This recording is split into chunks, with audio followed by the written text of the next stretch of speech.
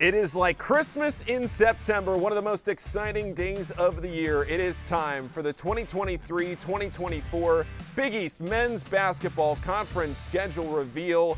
It is right now. It's great to be with each and every single one of you. I'm Paul Fritschner, live from the Seton Center on the campus of Xavier University. There aren't too many days better than this one when we find out all 11 schedules of the Big East Conference. And this is a loaded program. We have 4 reporters live on campus. We will talk to the head coach of Villanova, Kyle Neptune. We'll talk to first-year head coach at Providence, Kim English. All of that and more coming up.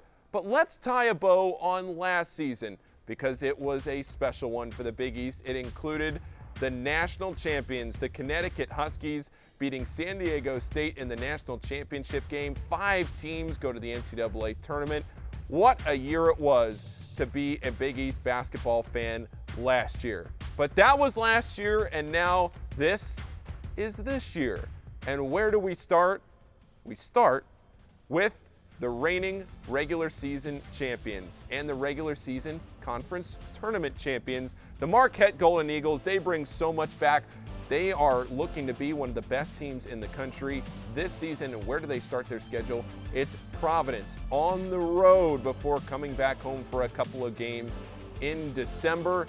Georgetown, Creighton, you get into January. You look there, the middle part of January, Villanova. You go on the road, St. John's and DePaul. Then the latter part of the season, you have UConn there in between Butler and DePaul. And then look at the end of February and the beginning of March. You have Xavier, a couple of games there against Xavier, Providence, UConn, Creighton, a pretty packed back end of the schedule for Marquette. Well, we are going to go live now to the campus of Marquette where Josh Maurer is joining us. Josh, thanks for joining us. It looks like a beautiful day out there in Milwaukee.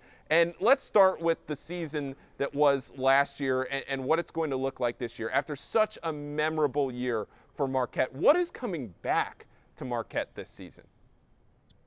Well, it's good to be with you, Paul. The amazing thing about it is just about everything is coming back for the Golden Eagles this season, including the Big East Player of the Year, the point guard, the floor general, Tyler Kolek.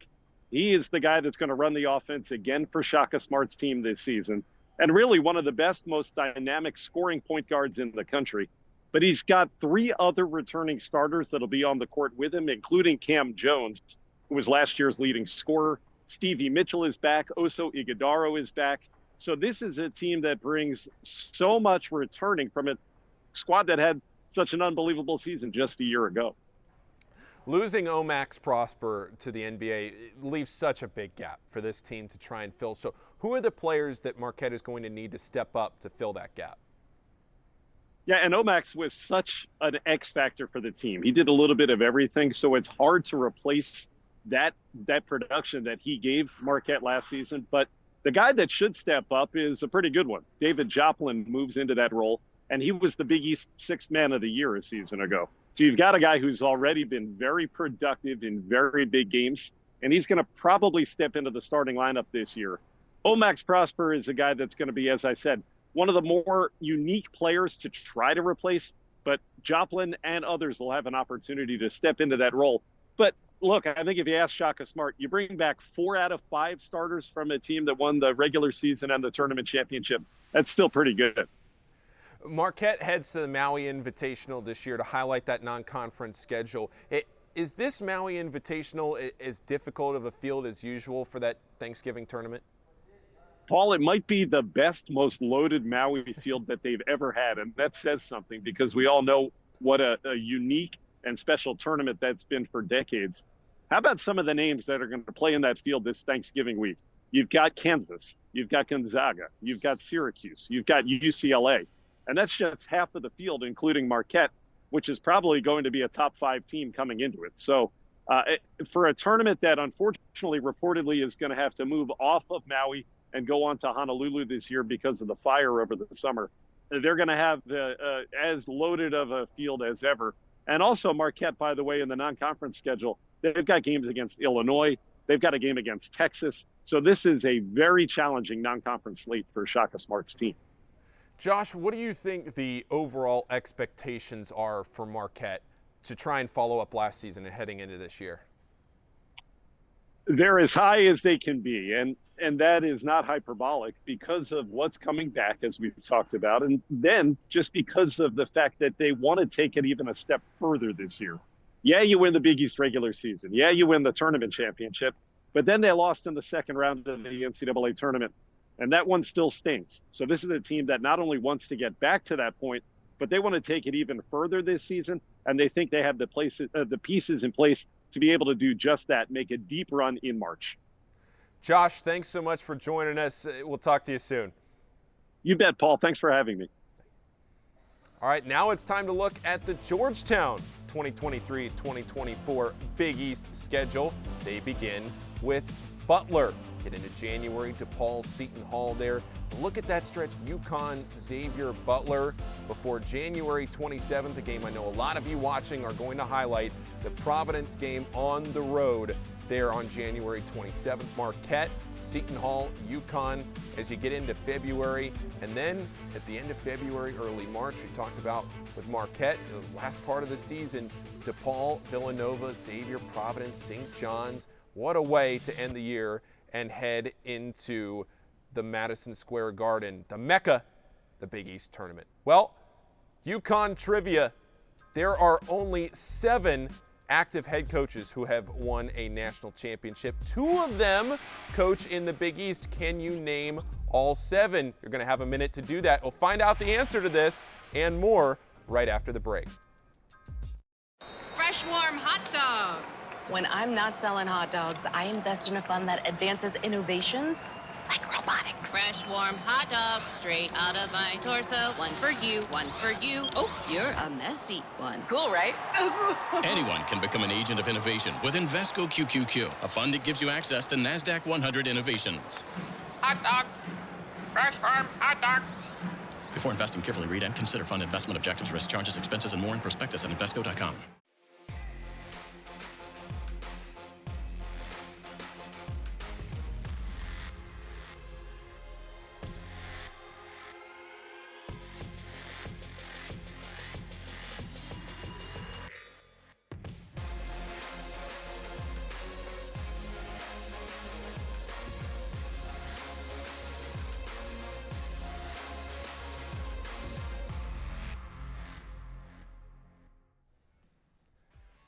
Who are those 7 active head coaches who have won a national championship? Dan Hurley, Rick Pitino, Bill Self, Scott Drew, Tony Bennett, John Calipari, and Tom Izzo. And again, 2 of those coaches now call the Big East home in Dan Hurley and Rick Pitino. Well, the Connecticut schedule, how will the defending national championships do this season? You can see there they open up on the road at Seton Hall before they come home for a couple of dates against St. John's and DePaul. You're looking at the month of January, a lot of home games there in January, 4 of the 5 in that month there in that second column after beginning the month on the road. And then at the end of the season, something else I'm looking for, look at the games on the road to end the season, Marquette and Providence, as you finish up and you head toward Madison Square Garden. Let's go out to Connecticut, where standing by with us right now is Adam Giardino. Adam, thanks for joining us. How are you doing this morning? You know, it's a little gray here in stores, but we're live from the Worth Family Champions Center, and there's optimism everywhere, both on the men's and the women's side. Well, let's get started talking about Connecticut and what they're going to look like this year. What will replacing the Final Four most outstanding player, Adama Sanogo, what will that look like for Connecticut? Well, the answer for that, Paul, could be the difference between them making another championship run or not. And Adama was incredible and stepped up his game, obviously, during that NCAA tournament run. He averaged 20 and 10. He made 2/3 of his shots from the field. And his backup during all that time was freshman Donovan Clingan, who at time looked like he had the ability to be a Big East player of the year caliber player. The only difference is last year he averaged 13 minutes a game. And at 7'2", he does have the athleticism, though, to run the floor and certainly to elevate his minutes per game. And Adama averaged 26 per contest. So for Clingan to make the jump from 13 to somewhere in that 25 to 30 range, that seems feasible. And the fact of the matter is maybe the most exciting part for fans about what Klingen's been doing this offseason is it looks like he's added a three-point shot to his game. How much we'll see that in gameplay remains to be seen, but this is a kid who, as a sophomore, is right now projected to be a late first-round pick in the NBA draft. But if he can show a little outside game added this year, I mean, this is someone who at 7'2" becomes a super intriguing NBA prospect above and beyond what he already is. And I think the question is, though, what is the efficiency for Klingen? Because last year he didn't qualify due to minutes played, but if he had, he would have ranked as the third most efficient player in the NCAA behind Purdue's Zach Edey and behind Trace Jackson Davis of Indiana. So, I mean, that in 13 minutes per game, that is incredibly efficient. If he's anywhere in that ballpark this year at 25 minutes per game, yeah, Big East Player of the Year and maybe All-American status could be in the offing for a guy like Donovan Klingen. Adam, we've heard so much about this recruiting class for Dan Hurley and for Connecticut, this Fab Five freshman class that's being billed as one of the best in recent history here at UConn. So what will UConn's Fab Five freshman class, do you think, live up to that billing here in year one? I think in year one, the interesting part of it is that they've got a guy in Stephon Castle who's played for Team USA and has been a big part of what that younger group has done overseas. And so he right now, it doesn't seem like he has to be in the starting lineup. He can be that sixth man, and that's an incredibly dynamic sixth man because as we talk about Donovan Klingen's draft prospects, this is a guy in Stephon Castle who right now, depending on where you look, he's consensus top 10 in the upcoming draft and could even be a top 5 guy. So to have someone like him coming off the bench, this is a draft class, like you said, is known as the Fab Five here around campus and is a consensus top 5 class overall in the country. So when you bring that kind of talent in, you're reloading off of a national championship, and those guys really need to be somewhere in your 6, 7, 8, 9, 10th man rotation. I mean, that is about everything you could hope for to ease some freshmen in, let them spread their wing, and see if any of them do puncture that starting lineup early or midway through the season.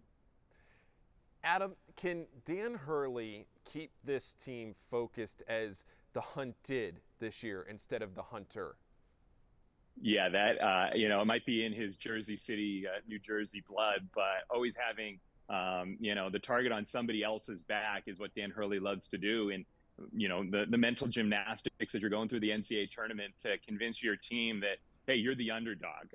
And at a certain point, UConn was able to take down a national championship and have the confidence to do that. But this year they come in with the target squarely on them. There's no working around it. And the fact of the matter is that you talk about this Big East schedule. Well, before that, UConn might have its hardest non-conference schedule ever. They've got Gonzaga, they've got Indiana, they go out to Kansas at Madison Square Garden, they've got Texas or Louisville, and that's just the tip of the iceberg. There are 5 bona fide games on this schedule for UConn men's hoop this year that are going to be a challenge, and they're going to find out pretty early whether or not they are a top 10 team yet again this season. They're certainly going to open the polls somewhere in the top 10.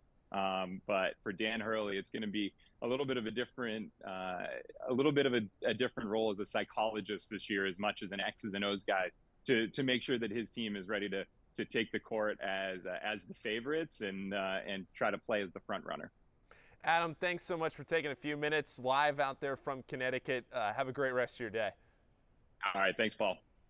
Appreciate it, Adam. That was Adam Giardino. Now let's take a look at the DePaul 2023-2024 conference schedule here, opening up at home against the Wildcats of Villanova before going on the road for a couple. You see there as you get into January, Butler, Marquette, Creighton, Seton Hall.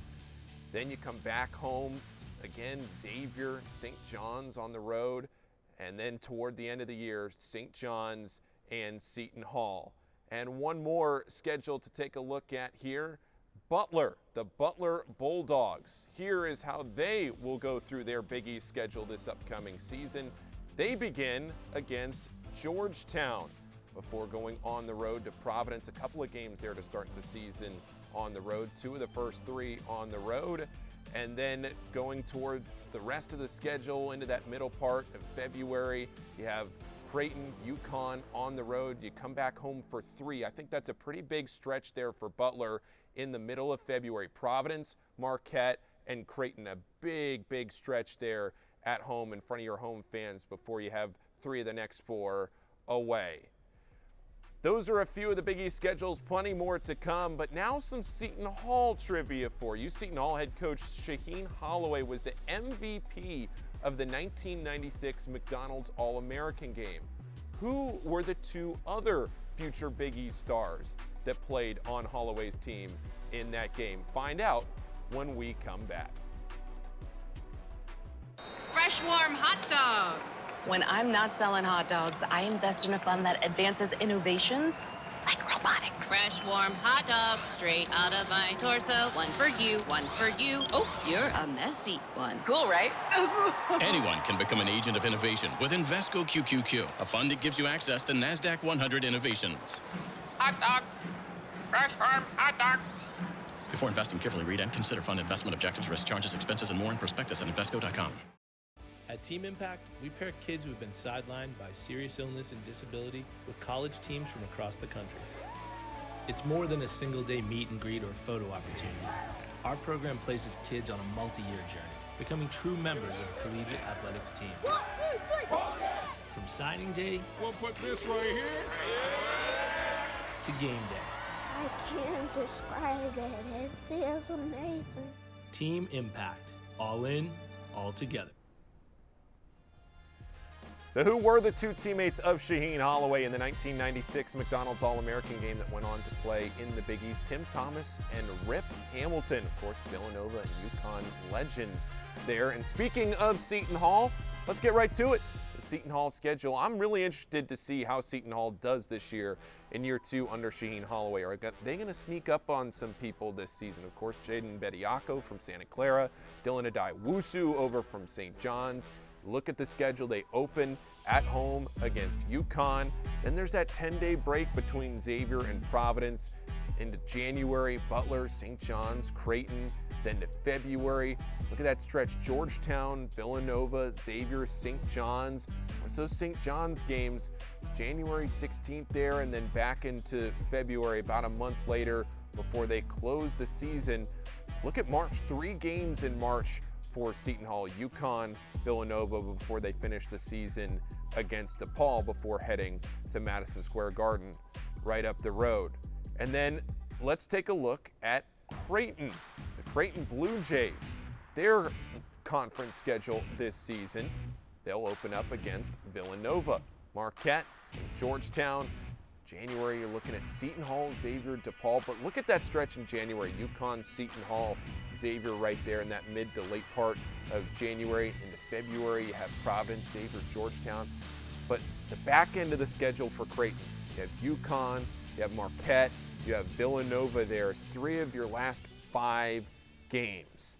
And to talk more about the Creighton 2023-2024 season, I go live out to Creighton where I'm joined by John Schreiner. John, thanks so much for joining us. You look great. How are you doing today? Yeah, I'm doing well. Thanks for having me on, Paul.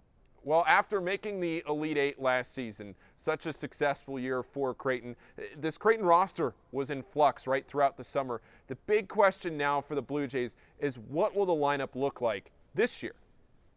Yeah, I think a lot of people were asking that question after you had some departures and players entering the draft. But the good news for Creighton fans is that Ryan Kalkbrenner, the 2-time Defensive Player of the Year, and Trey Alexander both withdrew their names from the draft. They are coming back. Baylor Shireman is coming back for his final year of eligibility. And they've added some pieces as well. They added Stephen Ashworth, the great point guard from Utah State, who was one of the top 3-point shooters in the country last season. So you've got 4 of the top 5 positions pretty settled coming into the season. And then that power forward spot, you added some pieces like Isaac Trout, the transfer from Virginia, who will contribute along with Mason Miller and Jason Green. Creighton was right on the doorstep of a Final Four last season. What do they have to do this year, John, to get over the hump and to make that leap to being a Final Four team? Well, I think it's just about consistency, and they've done some things in the offseason to try and build some chemistry. The team actually took a trip to the Bahamas in the offseason, which, what does that mean? Well, you get 10 extra practices, you get to play 3 games, and this Creighton team that's still trying to put it all together with some of those new pieces actually went 3-0 on that trip, and they beat a really tough veteran Lithuanian professional team in those 3 games in the Bahamas. So I think Coach McDermott and company, they're just trying to build some chemistry and get this team to take that next step and be consistent, which is something you didn't see last year when they went on that 6-game losing streak. John, what game is circled this year on the Creighton schedule?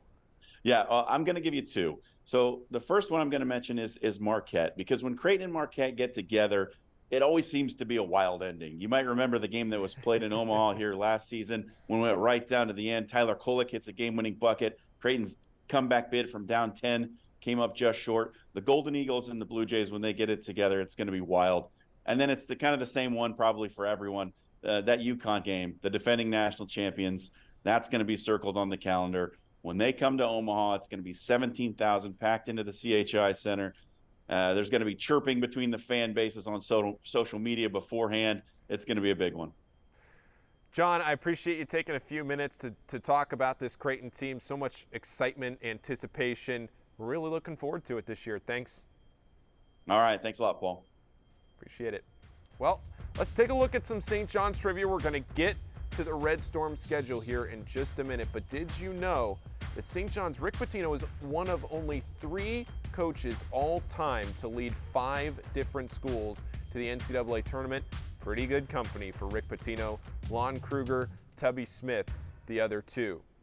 St. John's and more coming up around the corner. This is the Big East Conference Schedule Preview.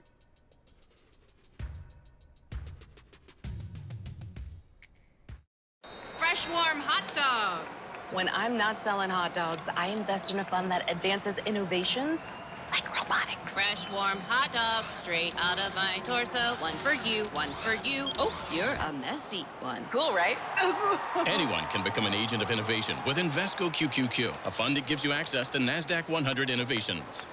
Hot dogs. Fresh farm hot dogs. Before investing, carefully read and consider fund investment objectives, risk, charges, expenses, and more in prospectus at Invesco.com.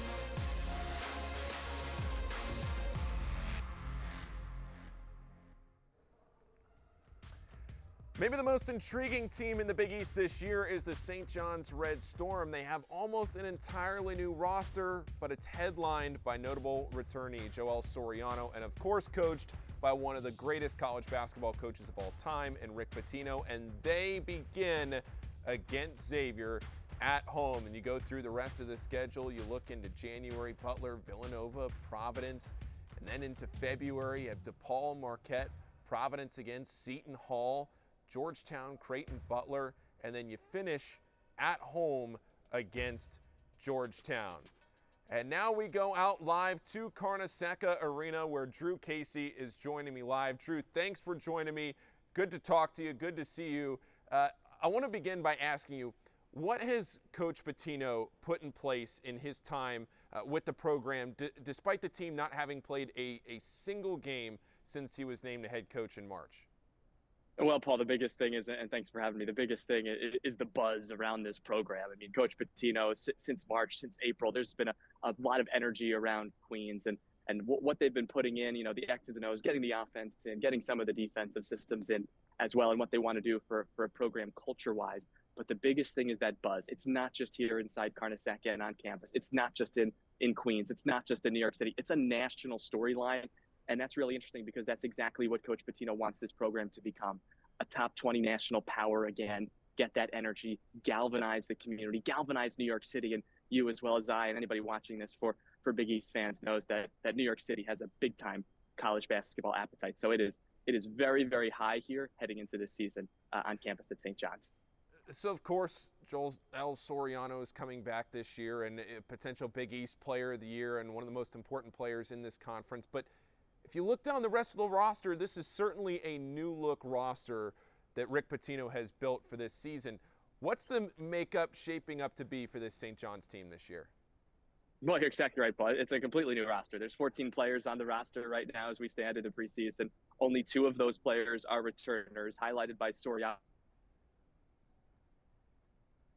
players are newcomers, and only 2 of them are true freshmen. So do the math there. That's 10 transfers, highlighted probably by Jordan Dingle at the outset there. The transfer from the University of Pennsylvania last year was the 2nd leading scorer, not in the Ivy League, not on Penn, in the country, more than 23 points a game. So Dingle is likely to feature heavily for this St. John's team.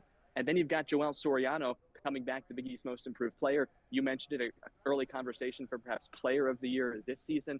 He was a 2nd team all-conference honoree last year, and he averaged a double-double. That's a lot of production to have back if you're St. John's, 15 points and 12 rebounds. And then there's a host of other characters in terms of the transfers. Chris Ledlum comes to mind for St. John's as one of them, but it's going to be a little bit of a mystery as the preseason unfolds as to what that starting 5 might look like and what some of those rotations might look like. But there's a lot of experience on this roster, despite there being 12 newcomers. All right, Drew, looking at the schedule, what stands out to you? What's exciting? Well, what's exciting is the fact that Madison Square Garden is hosting more than half of the regular season home games in Big East play for St. John's. 6 of the 10 games at MSG in terms of Big East games, 2 additionally off campus at UBS Arena, not too far from campus at all. Brand new building, a sparkler. St. John's played Kansas there as the first ever college basketball game in that building. Now gets 2 more games there. 2 on campus here at Carnesecca where we're standing. There's a brand new court design, which is pretty cool to see. But the biggest thing, again, is that MSG. It's that renewal of some of the rivalries that are classic to St. John's. We're talking St. John's UConn, St. John's Georgetown. We're talking St. John's Villanova, Seton Hall geographically. So much excitement, especially with MSG back in the picture. And it relates back to that buzz and the galvanization of St. John's, of New York City, of college basketball for Coach Pitino's club heading into this season.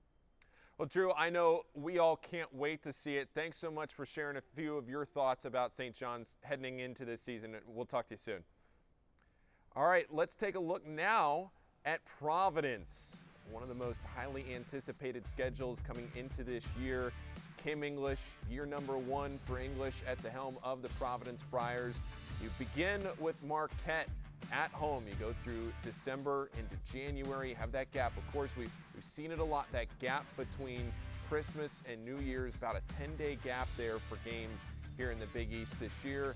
Xavier and DePaul into the middle part of January, and Providence, of course, the game January 27th, hosting the Georgetown Hoyas, one I know a lot of people here looking at this schedule will circle, and then going down the rest of the year into February, late February and early March, Villanova, Georgetown, and UConn to round off the schedule. Joining me now is one of the newest additions to the Big East head coaching tree, and it is Kim English, the head coach of the Providence Friars. Kim, it looks like you're on an airplane, so thanks for taking a few minutes here to join us.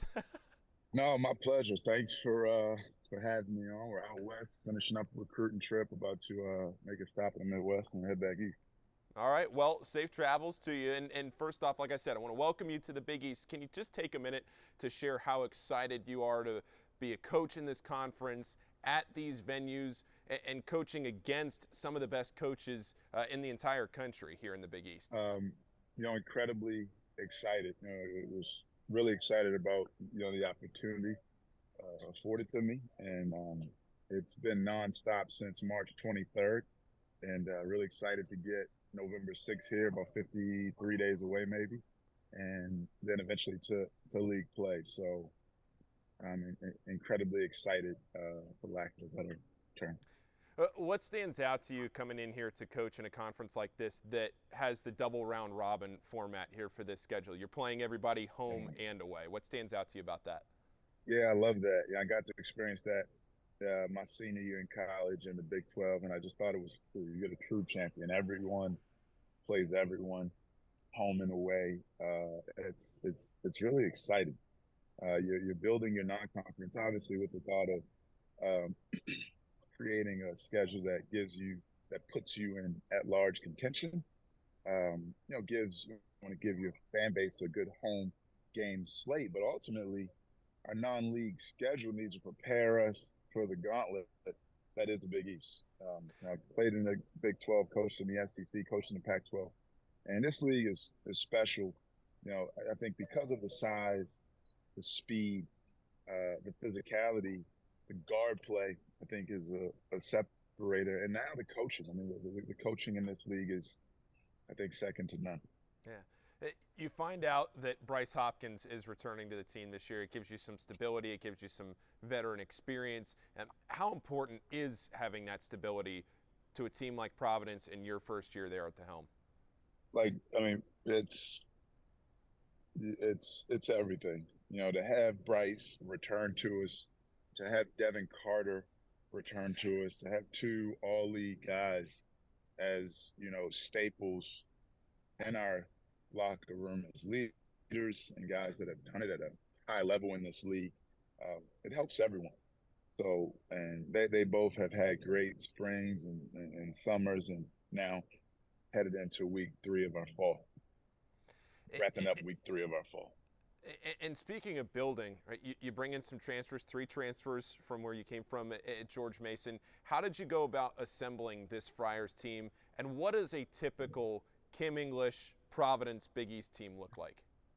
You know, we got to the core was there. You know, obviously with Bryce, Devin, Jaden Pierre, Corey Floyd staying put.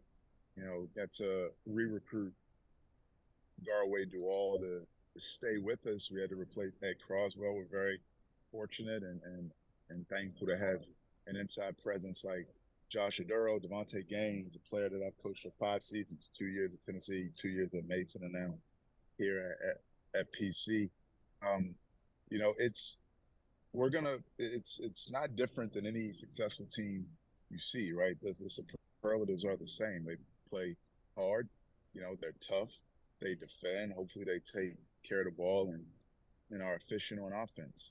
You know, so it's no secret sauce. We're going to do things the hard way, and you have to in this league because it's just so good. Well, Kim, thanks for taking a few minutes live from an airplane this morning. We wouldn't want it any other way. We know you're a busy man, and this just gives everybody some perspective. So thanks and safe travels. Thank you. I appreciate it.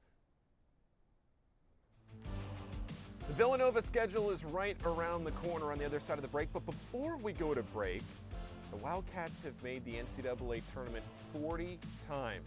Where does that rank them on the all-time list? Find out in just a minute.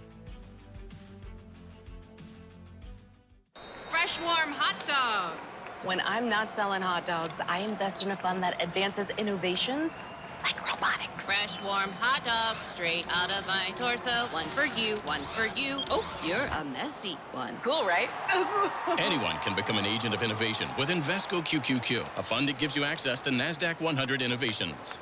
Hot dogs. Fresh farm hot dogs. Before investing, carefully read and consider fund investment objectives, risk, charges, expenses, and more in prospectus at Invesco.com. At Team Impact, we pair kids who have been sidelined by serious illness and disability with college teams from across the country. It's more than a single-day meet and greet or photo opportunity. Our program places kids on a multi-year journey, becoming true members of a collegiate athletics team. 1, 2, 3. From signing day We'll put this right here. to game day. I can't describe it. It feels amazing. Team Impact. All in, all together. Villanova's 40 NCAA tournament appearances. That is good for 7th all-time. Now, of course, you see Louisville right behind them at 8th at 39. That doesn't include the ones they vacated. So Villanova 7th at 40. But look at that list of teams. Such a star-studded list there. Villanova right among them. Well, the Wildcats, what does their schedule look like? Just a couple of teams remaining. Villanova and Xavier to talk to you about. We're getting to the end. And we know you're still waiting for Villanova and Xavier. Here they are, the Villanova Wildcats. You have Justin Moore returning along with Eric Dixon. Transfers Tyler Burton, Hakeem Hart, TJ Bamba, Lance Ware. There is a lot of excitement around this Villanova team this year. You start the season with Creighton and you end the season with Creighton. Bookending the schedule with the Blue Jays. But what I want to talk about is that middle to end of January. Marquette, UConn, St. John's, then Marquette again. What a 5-game stretch. Butler in there as well. What a 5-game stretch for the Wildcats there before you get into February. And then, of course, to finish off the season, Georgetown, Providence, Seton Hall, Creighton. A lot to look at here in this Villanova schedule. Joining us now, the head coach of the Villanova Wildcats, Kyle Neptune. Kyle, thanks for joining us today. How are you? How has the offseason been treating you? Well, first, thanks for having me. All season's been great. We have a lot of new guys. I think it would mix with a lot of old faces as well. I think our guys have been gelling and coming together. So we're really excited about this upcoming year. So I want to talk to you more about that in just a minute, but I want to start by asking you, what do you feel like some of the most important lessons were that you learned in your first year at the helm of Villanova that you want to apply now to season 2? Yeah, I mean, I think every year is a learning lesson. Some strategic things, X and O wise. With our, we had a lot of injuries last year, learning to deal with that. But mostly, I think at the end of the season, you take a deep breath. It's more taking time off and getting away a little bit, and then really focusing on the next year and the next challenge. And part of that challenge you're going to help to be overcome here with the help of Justin Moore. And he made such an incredible difference when he was able to come back from that Achilles injury toward the end of last season. I know you don't make the NCAA tournament, but when you see the potential that Justin brings you and the experience that he has, how excited are you to have him back to lead this team again?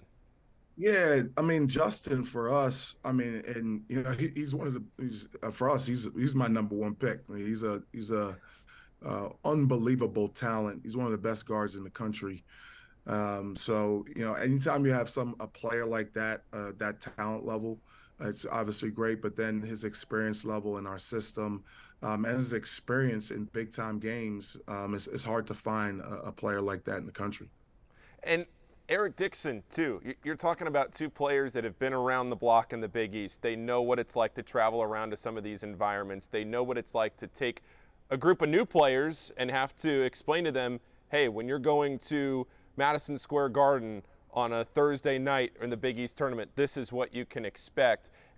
What is that senior leadership? I know you talk about Justin Moore there, but what is that senior leadership like as a whole to you and your system?